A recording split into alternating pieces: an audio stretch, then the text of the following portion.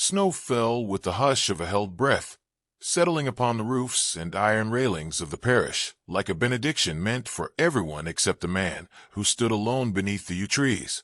Christmas Eve had drawn the county together, lamplight glowing through chapel windows, carriage wheels whispering over frost. But the Duke lingered outside after the final hymn, his gloved hands clasped behind his back, his face turned from the warmth he had funded yet could not enter.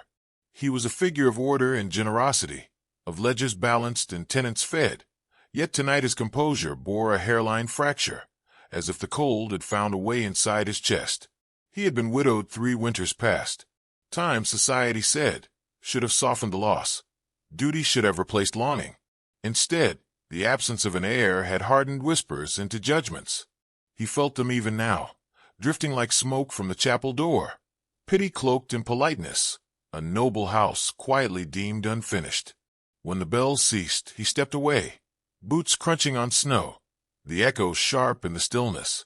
At the gate, a small assembly waited to distribute loaves and oranges to the poor. Lanterns swung, throwing gold against the white ground. Among them stood 2 sisters. The elder held a basket with practiced steadiness, her shoulders straight beneath a worn cloak repaired so neatly one might mistake it for fashion. Her hair was pinned with care, her expression composed, yet something vigilant lived behind her eyes, a readiness learned through long guardianship. Beside her, the younger sister shifted from foot to foot, cheeks flushed, gaze unburdened by caution. The Duke paused, compelled by a familiarity he could not name. He recognized the elder sister then, a name spoken with regret in drawing rooms, the daughter of a family whose fortunes had ebbed without scandal, yet with no rescue forthcoming. She had not begged, had not married rashly, had not retreated into bitterness. She had simply endured. The knowledge struck him with unexpected force, as though endurance itself were a language he suddenly understood. A gust rattled the gate. The Duke's breath showed white, betraying the tightness he would not acknowledge. The younger sister tilted her head, studying him with the unfiltered interest of a child. She noticed what adults missed, the stiffness in his posture, the sorrow polished to a gentleman's sheen. Before the elder could hush her, the child spoke, her voice clear as the bell that had summoned the village moments before. "Don't cry, sir. You're not alone. My elder sister will be your wife." The sentence fell into the snow and lay there, astonishing in its simplicity. A hush rippled outward, lantern flames wavering. The Duke's mouth curved, almost despite himself, into a smile that surprised him with its ache. He inclined his head, a courtesy as old as his title, and thanked the child for her kindness. His eyes met the elder sister's at last. Color rose in her cheeks, not from cold, but from a shame sharpened by pride. She apologized softly, her voice controlled, her words exact, as though careful speech might contain the moment. He said nothing more. He did not need to. The night had shifted. As he walked away, the chapel behind him, he carried with him the image of her composure under sudden scrutiny, the courage it took to stand when fortune had withdrawn its favors. It followed him to his carriage, rode with him through the lanes, sat with him before the fire as the house received him with formal silence. Later alone, he unfolded the day with the same precision he applied to estate accounts. He remembered the child's certainty, the sister's dignity, the way the village seemed to hold its breath. He understood the danger, too. Charity mistaken for courtship, kindness for condescension. He would not permit either. Yet for the first time in many months, his solitude did not feel ordained. It felt questioned. Across the village, the elder sister extinguished the lantern and led her sister home. She reprimanded gently, then stopped herself. The words had been reckless, yes, but they had pierced something true. She feared gossip. She feared hope more. Still, as she laid the child to bed, she found her hands trembling. The Duke's gaze had not been indulgent or amused. It had been attentive, as if he had seen her not as circumstance, but as character. Snow continued to fall, softening edges, disguising paths. In the great house, the Duke stood at the window and watched the dark fields gleam, newly made. He did not yet know what he would do, only that the night had offered him a question he could not refuse to answer. Winter did not loosen its hold after Christmas. It settled deeper, teaching the land to endure. Frost glazed the hedgerows, and the Duke's estate moved with disciplined quiet, as though every servant sensed a change that required restraint. He resumed his routines with deliberate care, audits, correspondence, meetings with stewards. Yet beneath the measured days ran a current of anticipation he neither indulged nor denied. He had asked discreet questions, nothing more, learning what he already suspected. The elder sister's family had fallen through misfortune rather than vice, their name intact, their pride weathered but unbroken. He chose his first approach with caution. A donation was made to the parish school in her mother's name, its ledger precise, its intent unmistakably public. The acknowledgment arrived by post, composed in a careful hand, gratitude expressed without embellishment. He recognized the discipline in the letter, the refusal to invite interpretation. It pleased him more than warmth would have done. In reply, he wrote of the children's progress, of winter provisions, of nothing that might be construed as personal. He sealed the envelope and felt the restraint cost him something. The village noticed anyway. Charity, when repeated, acquires a shape that resembles intention. At market, glances lingered. At tea, questions softened into speculation. The elder sister felt the pressure first, an awareness like a hand at her back. She accepted it with practiced composure, reminding herself that dignity was not avoidance, but conduct. She continued her work among the tenants, distributing coal and mended blankets, her voice steady, her eyes alert to small needs.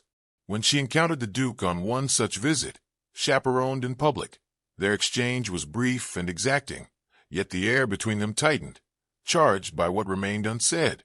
He began to notice the economy of her gestures, how she listened as though each word mattered. She noticed, in turn, the care with which he deferred, how he never spoke over another, how his authority rested not on volume, but on consistency.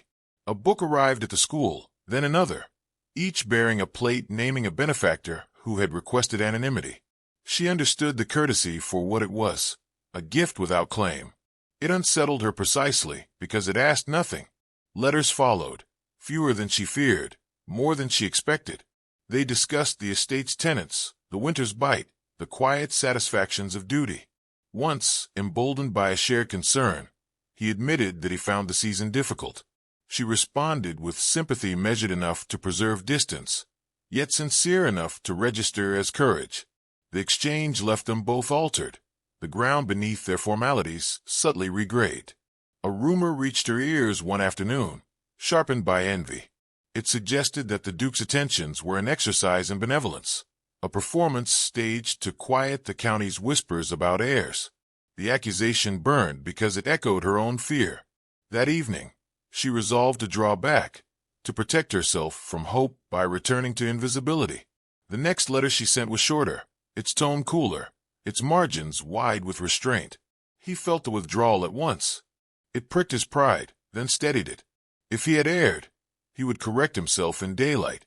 He arranged a meeting at the parish hall to discuss winter relief, insisting upon witnesses and propriety. When she arrived, she was calm, prepared, armored in courtesy. He addressed the room first, speaking of needs and numbers, then turned to her with an acknowledgment of her work so precise it could not be mistaken for flattery. The rumor died there, starved by his clarity. Afterward, they stood briefly by the door, snow tapping at the panes. He did not press. He thanked her for her fortitude. She inclined her head, the smallest smile touching her mouth, and for a moment the space between them felt habitable. That night, she confessed her fear to the silence of her room, and found it thinning. Across the fields, the Duke set aside his papers and stared into the fire, knowing that whatever path he chose would be watched. Winter held them both, but it no longer ruled them entirely. Spring arrived cautiously, the first shoots of green stirring beneath the frost-hardened earth, and with it came a new rhythm to the estate. The Duke moved through his halls with less rigidity than winter had demanded, the fireplaces no longer alone in their crackle and smoke, but companioned by anticipation he scarcely allowed himself to name. He had invited the elder sister to visit once more, under the pretext of organizing a spring distribution for the tenants, yet the purpose pulsed with unspoken significance between them.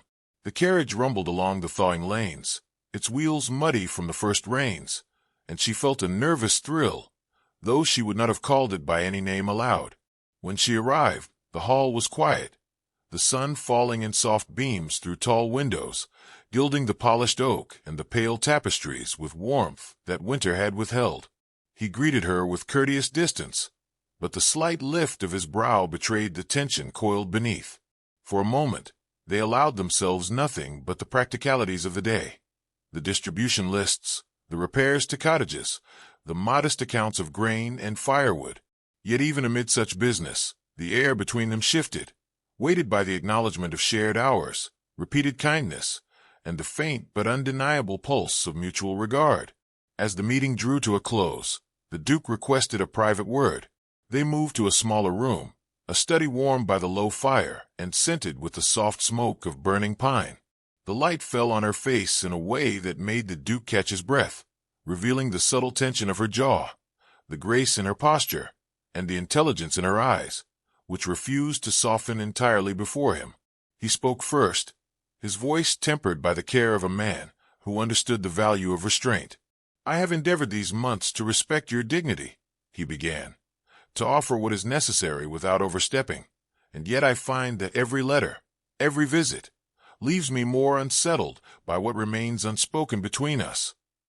He paused, letting the words hang, their weight measured, deliberate. "I cannot disguise that I have grown fond of you in ways I had thought impossible, nor that I fear to presume what propriety must surely guard."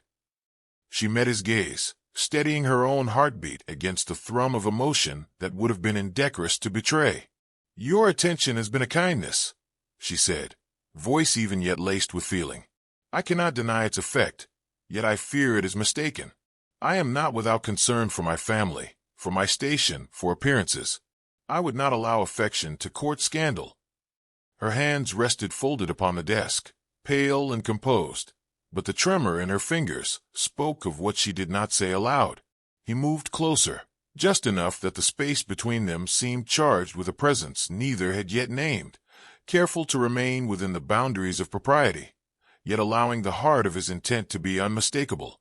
"No scandal can touch what is conducted with honor," he replied softly. "Nor would I wish anything of consequence to be revealed prematurely.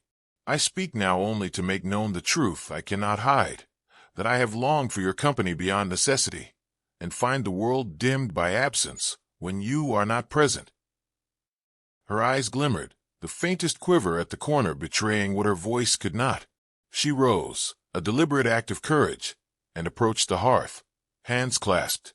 "I have feared hope," she admitted, "and yet I recognize it now, for it has quietly taken root in a manner that cannot be ignored. You have seen me as I am, not as circumstance might dictate, and for that I am grateful beyond words." Her glance met his once more, firm and unflinching, and he understood that the consent of her heart was given, unspoken but understood, in the restraint of her bearing and the openness of her eyes. There was a pause, a measured silence filled only by the crackle of fire, by the ticking of the clock, by the faint tap of rain against the windows. The Duke reached then for a small token, a simple brooch of modest gold and a single pearl, which he had carried for weeks without daring to present.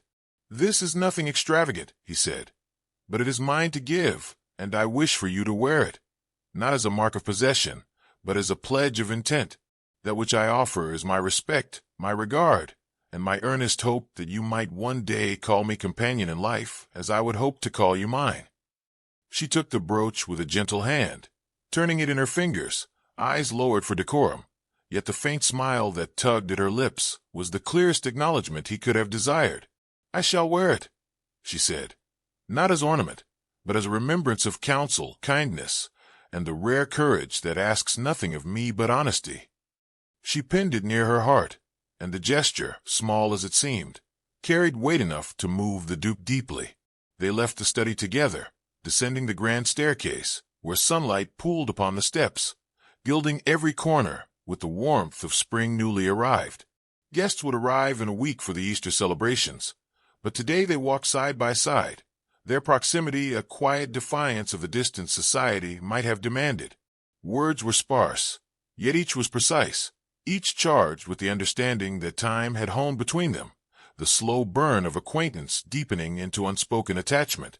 The house echoed with the distant sound of staff preparing the day's meal, and the scent of freshly baked bread mingled with the faint perfume of early blooms pressed against windowsills. Outside, the rain softened into mist, and the grounds, still damp from winter's melting snow, began to glisten in the soft, diffused light. Each step they took together was careful, deliberate, measured, but it carried the unspoken promise of union, the possibility of a household restored, of a heart made whole. At the gates, they paused, not from necessity but from an instinct deeper than etiquette. The Duke looked at her then, long and fully, noting the steadiness in her gaze, the faintest warmth in her smile, the way her posture betrayed her composure only to reveal strength and grace beneath. "I would not ask you to trust lightly," he said, voice low, deliberate. "Yet I hope you might allow that in time, the life we lead together could bear the gentlest happiness." She inclined her head, silent acknowledgment enough, her eyes reflecting the mist-laden grounds, the soft green of spring, and the faintest glimmer of hope now permitted to bloom. As the carriage wheels rumbled back toward the house, the Duke watched her retreat, aware that the moment had shifted irrevocably. Hope was no longer a shadow. It was present, delicate, and startling in its insistence. And in that quiet understanding, as snowmelt fed the grass and light bent through lingering mist, both knew that the season of winter sorrow had ended. Yet neither could foresee fully the challenges that awaited, the eyes of society, or the private tests of courage that love demanded. The question lingered, unspoken yet urgent. Would the world allow hearts guided by honor and respect to claim their happiness, or would restraint yet intervene, as it had in winters past?